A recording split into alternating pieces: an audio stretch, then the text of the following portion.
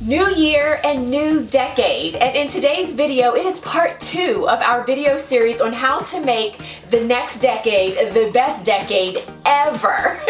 So listen, I have a question for you. Who sets New Year's resolutions? I know I do every single year. And of those that set New Year's resolutions, how many of you actually complete them and can check them off to say done?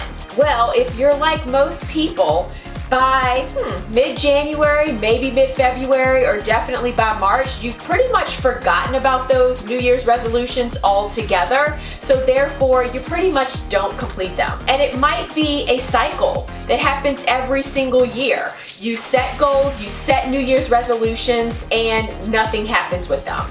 You're not alone. But listen, it's not about the New Year's resolutions. It's not even about the goals that you set. And in this video, I am going to share with you the number one thing that you need to do to make sure that you crush this year's New Year's resolutions so that the next decade can be the best decade ever.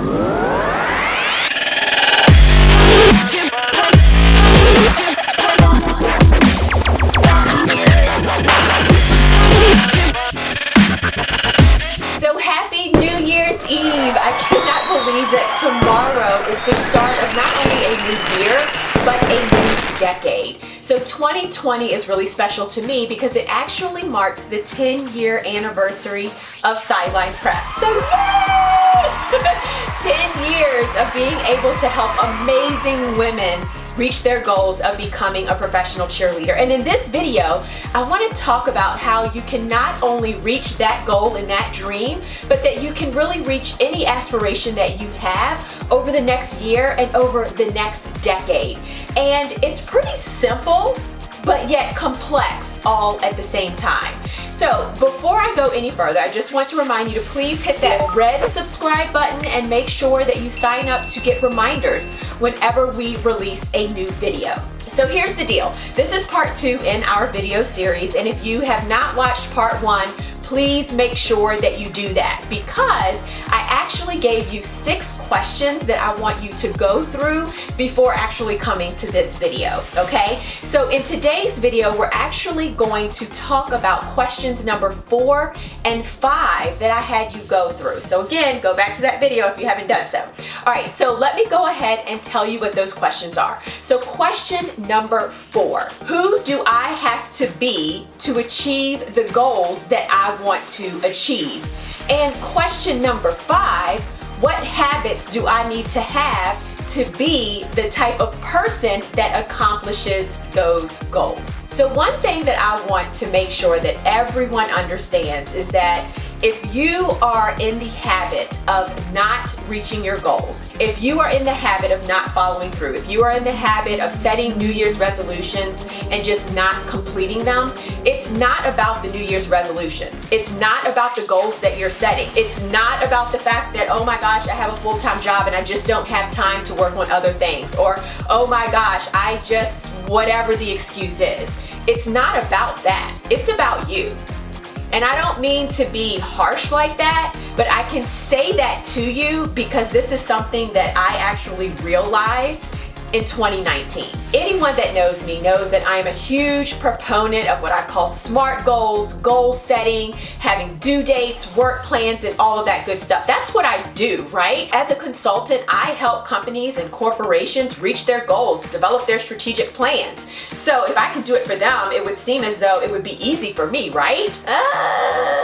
Not so much. Year after year after year, I would set out with the best of intentions, probably like you, and I would have goals. And what I was noticing is that, yeah, maybe I was checking off 1 or 2 of those, but I wasn't overwhelmingly accomplishing my New Year's resolutions or the goals that I set every single year. But that all shifted and all changed for me this year in 2019.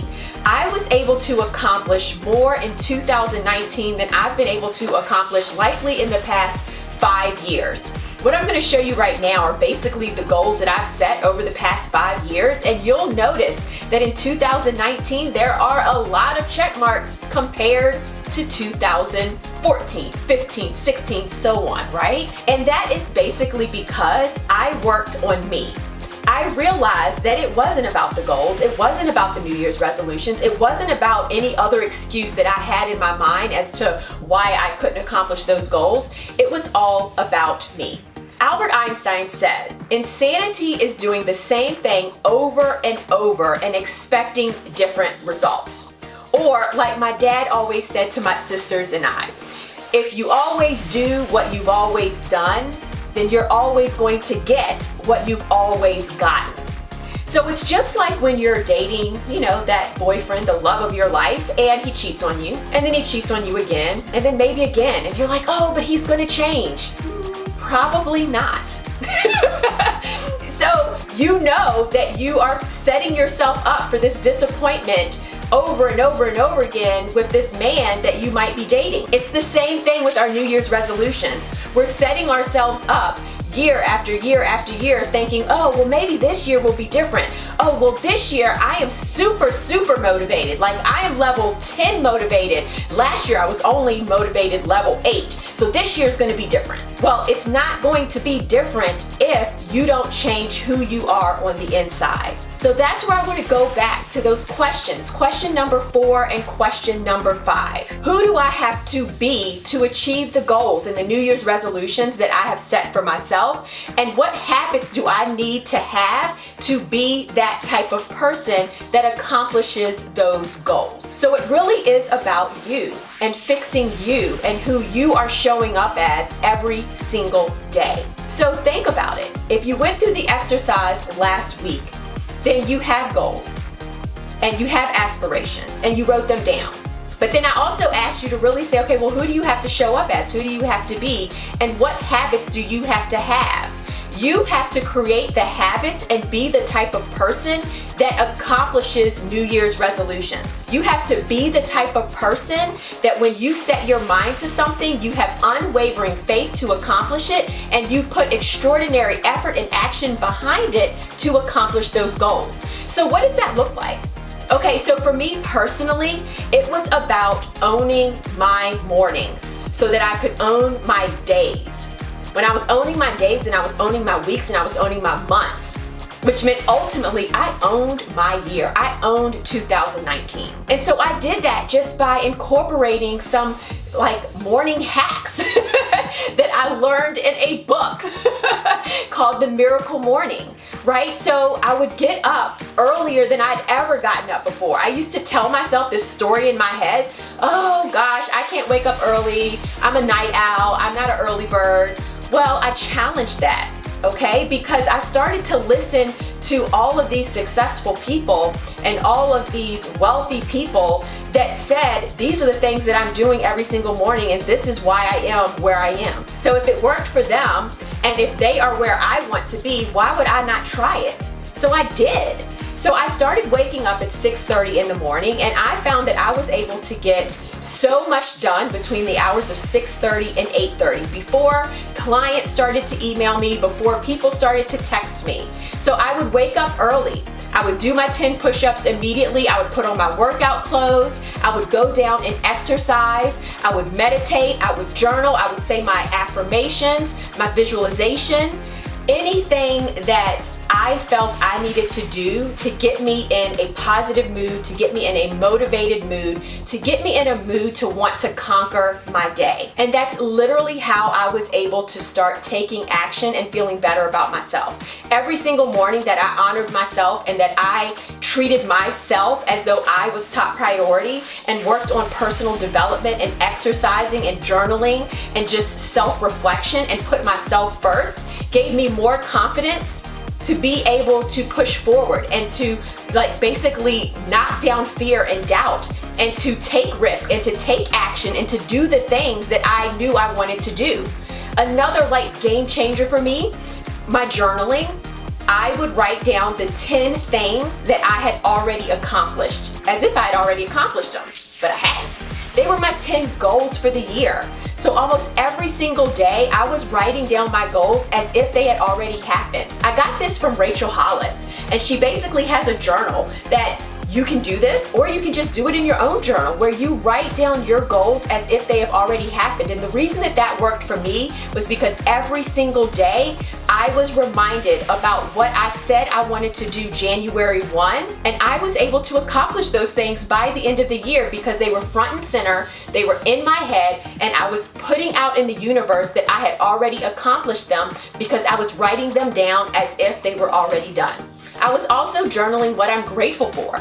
Grateful for the fact that I've accomplished my New Year's resolutions and accomplished my goals. Grateful for the fact that I am of great health and that I have abundance coming in.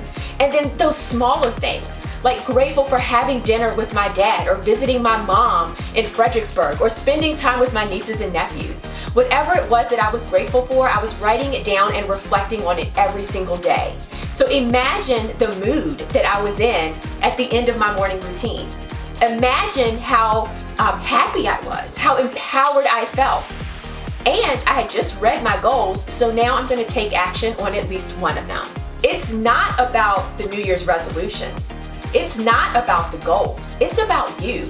And if you can truly think about what type of person you need to be and what habits you need to have to show up as that person, and if you put unwavering faith and extraordinary effort behind creating those habits, then it is possible for you. You can do it. You can achieve it. And you will start checking off those New Year's resolutions. I guarantee it. But you have to have unwavering faith in yourself that it is possible, and you have to be committed to taking action and staying consistent. Consistency is the key, guys. So hopefully that makes sense, and I know that maybe it's a little woo-woo because a lot of you probably expect me to say, okay, make sure you write out your SMART goals and make sure you put your due date, and yes, I believe in all of that, and I still think that you should do all of that. But here's the thing, you can do all of that, and if you have not fixed who you are in the inside, then your external environment and what you are able to accomplish is going to be the same as last year and the year before that and the year before that. So you have to start with you. You have to start with you. Look at who you were yesterday and the year before and say, who do I need to become? And start focusing and working on that, okay? That's it. Happy New Year's, guys. And cheers to making your next decade the best decade ever. Now, I am Janine Samuel signing off for Sideline Prep, reminding you to obviously make it a great day. You want to own your morning so you can own your day, so you can own your weeks, own your months, own your years, and then own your decades. Now, if you have any other suggestions or tips for us, please be sure to jot them down below. Obviously, we want you to follow us on social media. We are here for you. We are celebrating our 10 years in business, helping and serving you, helping you to go pro. And I'm telling you, every single year has been an absolute blessing. All right, signing off for Sideline Prep and all of our Sideline Prep coaches, wishing you success in all that you do. Make it a great day, and I will see you soon.